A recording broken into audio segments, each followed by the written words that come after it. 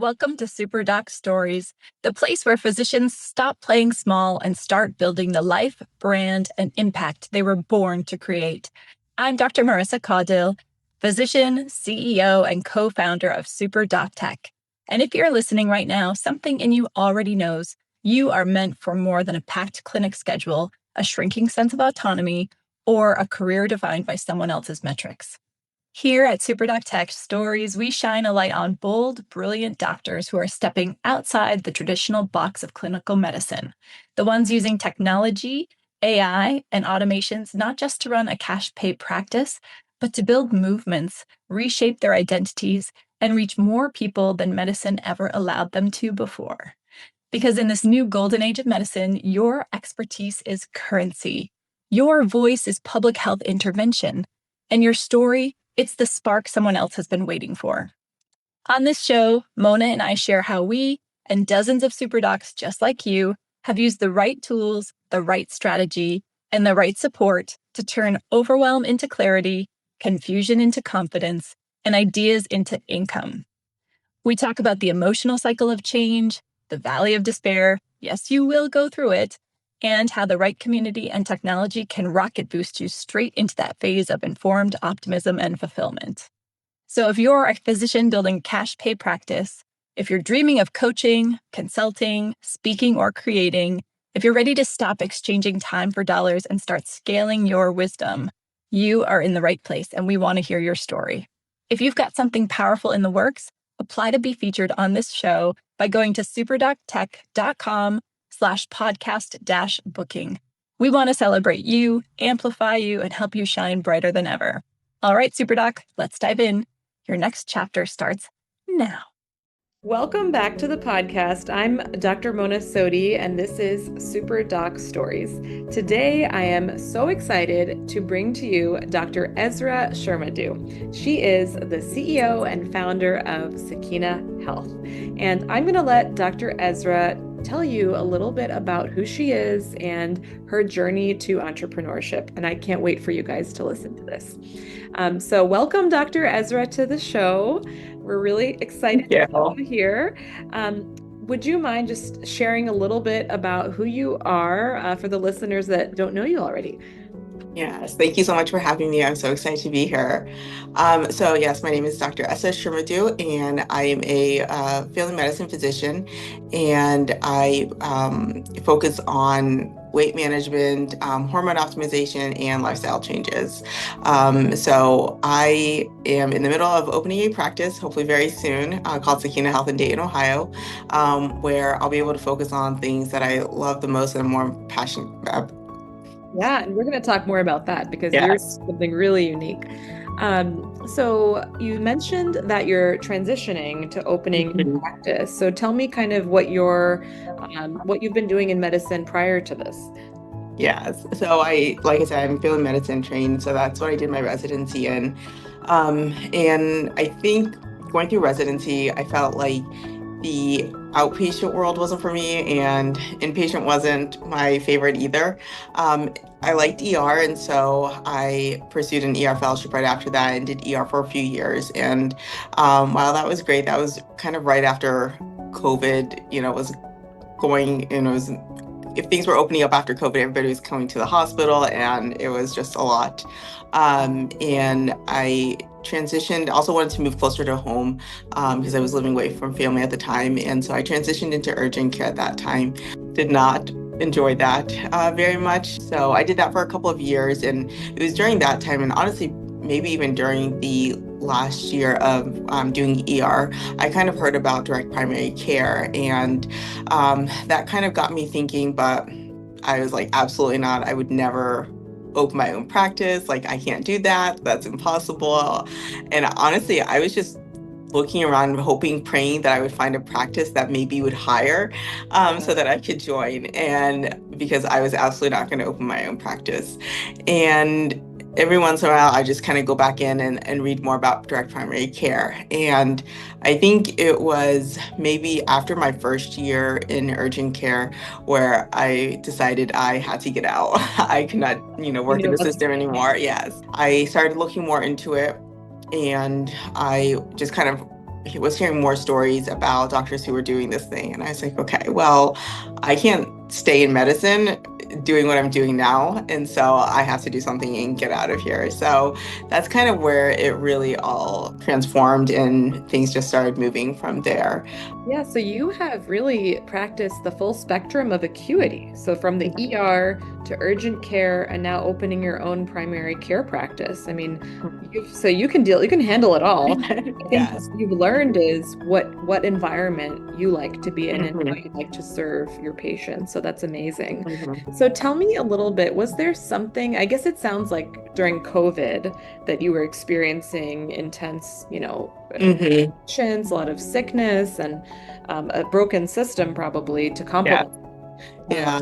not fit for a physician to thrive in. And so your Mhm. primary care DPC ended up being what it was that you thought this is going to give me longevity in my career and Mhm. allow me to not burn out like so many physicians did during. Yeah. It takes a lot of courage to go from ER to primary care. I mean, that's the Yeah. totally different beast. And, I think, I started practicing medicine like in COVID. And so that's kind of like what I went in knowing. I reflect back and I think, I learned from every aspect of my journey.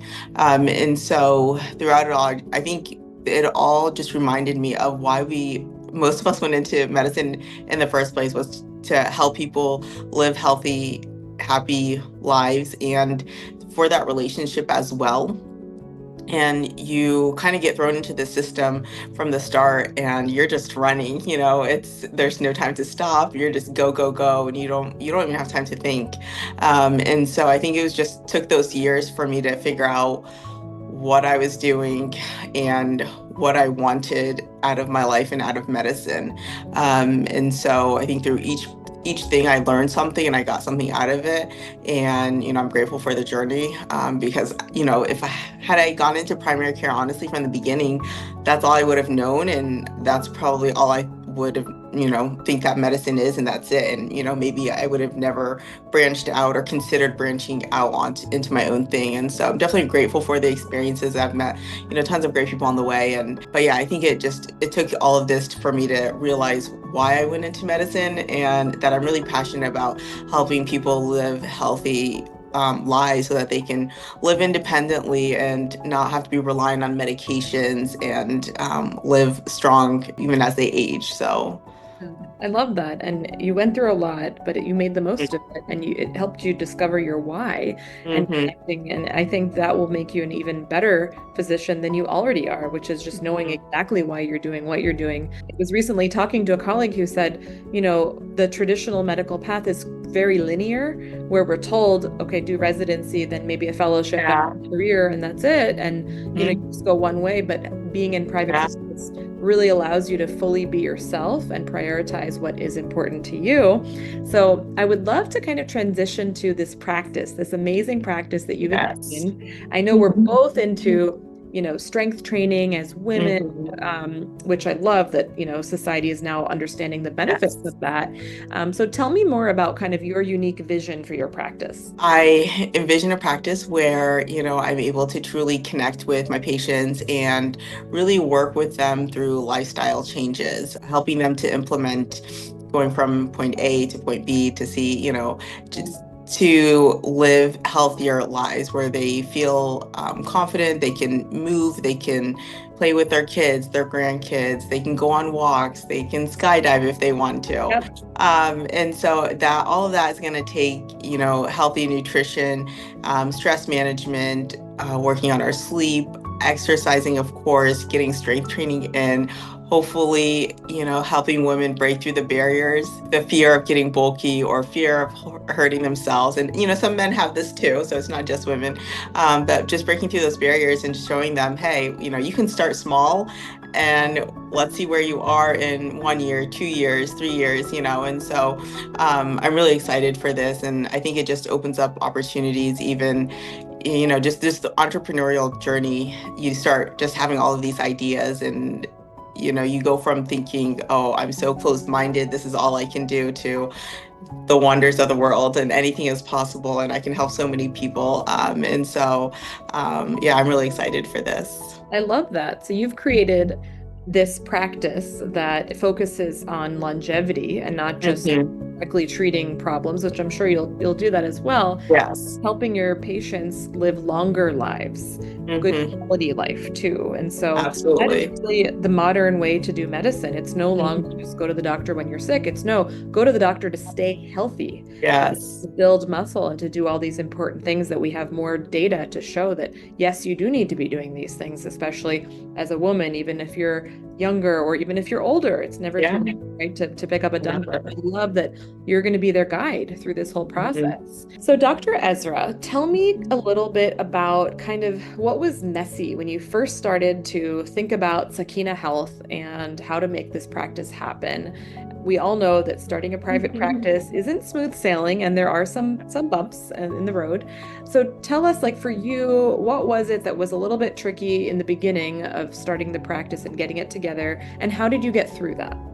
Yeah, so it's still very, very messy. Not gonna lie, I'm still in the very beginning stages, and to be honest, in the beginning, it was, the fear of getting on social media and doing all of that, and that is still there, but we're doing it. And you have a Um, YouTube. You have a and YouTube yeah, channel. we're everywhere, but it's we're doing it because this is what we have to do in medicine now, because that's where patients are getting their information from, and so we have to be there to kind of make sure that they're getting the correct information. Yeah. I don't think I understood, and I'm still learning this, just kind of the process of websites and automations and CRM and all of this stuff. Like, this is still a wonder to me. And, I have a VA, and so she's been able to kind of do all this stuff and help me with it. But to be honest, even just knowing what's possible and what you can do, like, hey, you can set up an automation for this. And it's just like, oh, really? Like, huh. And so I'm getting to the point now where I'm definitely excited to use SuperDoc Tech more and learn it more so that I can be able to do the things that I want. Even the thought of courses, I was like, oh, I'm never going to create courses. But now I'm like, oh, maybe I can create courses. Like, and this would be helpful to my patients, just nutrition. Because I think about the things that I'm educating patients on, or trying to educate patients on in a couple of minutes, on nutrition and, working out. And I'm just like, doing this Just in 1 minute, record 2 minutes is like a joke. Like, it. I'm not getting anything. And so I'm like, if I could create a course on this. And so Yeah. I'm really excited to join the accelerator here soon. And so I can learn what's possible with, SuperDoc Tech, and just in the automation world and internet world in general. So I'm really excited about that, because I think that'll ease things up for me a lot in ways that I didn't even know and don't even know at this point. The whole website, right now, like working on my website, and then I never considered, I knew there was a website, I knew there was an EMR. The idea of linking them never crossed my mind ever. And now I'm to the point where I'm like, oh no, like my website was done, but I was like, oh no, like how do I connect the two? And so now I kind of have to rethink things about my website and change them so that I can link my EMR to it and create automations so that things are easier for me and my patients, when they're signing up, to try to, just make the process easier for everybody. It's exciting to learn, and to be on the other side of it, I think will be nice, just to know what's possible, and, it'll make my life so much easier later on. So I'm excited for that. So it sounds like the first messy thing was just getting started, like just doing Oh, it, 100%. putting Yes. yourself on social media, and that's a lot. And I Mhm. commend you on doing it, because I've been watching you and following you since, well, the origin of your YouTube for sure, but also on Thank Instagram. you. And no one would know watching those videos that Well, you were good. nervous to begin with. So I think for our listeners, it's just start. Like, you can always Yeah. erase it, but you probably won't, and you can always look back at your first Yes. and giggle, but just start, because if you don't start, it won't be there. And the content, and like you said, you want to be the correct information on the internet. There's a lot of incorrect information out there, and so it sounds like you've basically helped get yourself out there by saying, hey, I'm going to actually serve patients by telling them what's true, and not let them fall into these, other accounts that are, pushing false information. I love that. And I love that, you're with us at SuperDoc Tech. Yes. Really, the amazing thing is that we can help build out whatever it is that you dream. It's just, you have to dream it. You've got to think Yeah. about, what do you want to happen? Yeah. Thank you so much for sharing all of this information with us, Dr. Ezra. It's been a delight, and I think you've you've definitely inspired a lot of our listeners to take that first step, get out on social media. It's a comfortable thing, right? Because that's going to actually give you that momentum, right? That, Yes. practice doesn't happen overnight. It's one step at a Nope. you're a model for that. So thank you so Well, much. thank you. How can our listeners find you? Yeah, so I am on Instagram, TikTok, and Facebook and YouTube. So it's all under Dr. Esra Shermadou. If you type that in, there's my different handles will come up. And then I did also recently create a new Instagram profile for my lifting. So I'm very passionate on lifting. And so my goal with that one is really to inspire women to start lifting weights. And I do hope to create some content on like starting, like where to start, how to start, and different workouts that you can do at home or in the gym. So that's kind of the goal with that one. And that one is Dr. Esra's Got the Iron. And so, yes.